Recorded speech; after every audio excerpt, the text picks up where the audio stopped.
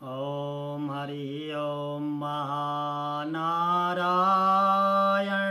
पद्मभवं वसिष्ठं शक्तिं च तत्पुत्रपराशरं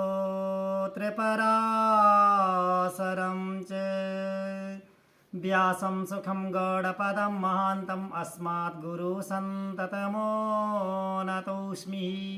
श्रीगणेशाय नमो नमः। श्री वरदामूर्ति नमो नमः।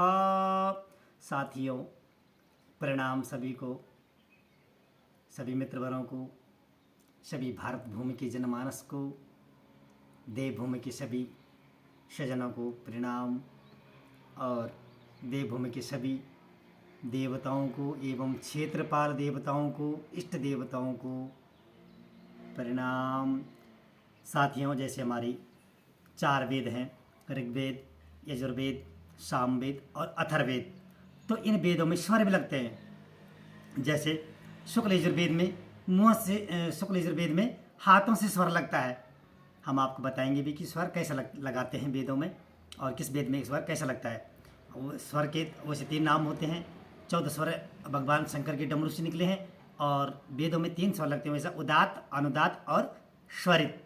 जैसे कि हम शुक्ल यजुर्वेद में जब वो स्वर लगाते हैं तो शुक्ल यजुर्वेद में स्वर हाथों से लगते हैं। जैसे कि हम एक श्लोक बोलेंगे ऋग्वेद या शुक्ल यजुर्वेद से एक श्लोक बोलेंगे। ओम हरि ओम मारीचं वाचं प्रपादे मनोजो श्याम प्राणां प्रपादे चक्षो। ये शुक्ल यजुर्वेद का स्वर है। और हम यदि ऋग्वेद को स्वर सहित गाएंगे तो ऋग्वेद में मुंह से स्वर लगता है कि जैसे कि ऋग्वेद या श्री सूक्त ऋग्वेद का सूक्त है और इसमें मुंह से स्वर लगते हैं। जैसे है कि अश्वदायी गोदायी धनदायी महाधनी धनम मे जुषतां देवीं सर्वकामस्य देहि मे पुत्रपौत्रधनं धान्यं हस्तस्वास्वतरे रथं प्रजानां भवसि माता आयुष्मन्तं करोतु मे। ये स्वर ऋग्वेद में लगता है। और जो सामवेद में लगता है स्वर, तो सामवेद में हाथों से भी स्वर लगता है और मुंह से भी ऐसा स्वर लगते हैं सामवेद में।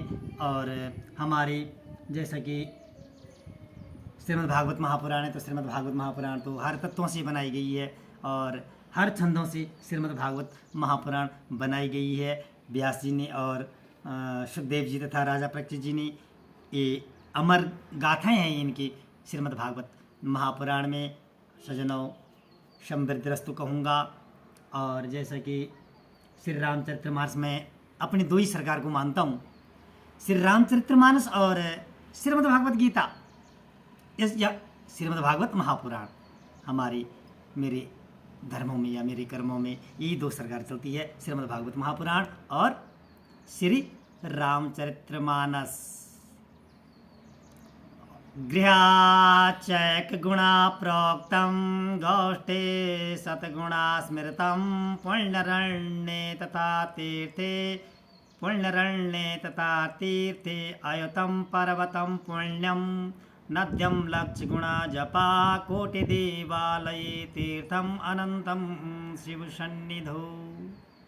घर में जब हम जप करते, मंत्र जपते हैं या गुरु मंत्र जपते हैं या इष्ट देवता का स्मरण करते हैं या इष्ट देवता के लिए मंत्र की माला फेरते हैं तो घर में 1 ही गुना फल मिलता है।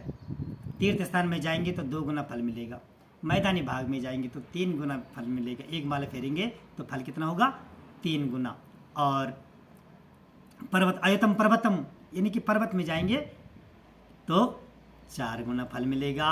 और अनंतम शिव सन्निधौ, शिव के समीप जाएंगे, जैसा काशी बनारस हो गया, केदारनाथ जी में हो गए हैं, जितने भी हमारे भारतवर्ष की जो 12 ज्योतिर्लिंग है, इनमें यदि मंत्र जप करेंगे तो 100 माला का 1 माला ऐसा बोलेंगे ओम नमः शिवाय तो वो 100 बार हो जाएगा। इसलिए शास्त्रों में वर्णित है कि इस जगह पर आराधना करने से या भजन करने से या माला फेरने से इतना फल प्राप्त होता है। साथियों, जय जयकारो सबकी, यही बार बार अनुभव करता हूँ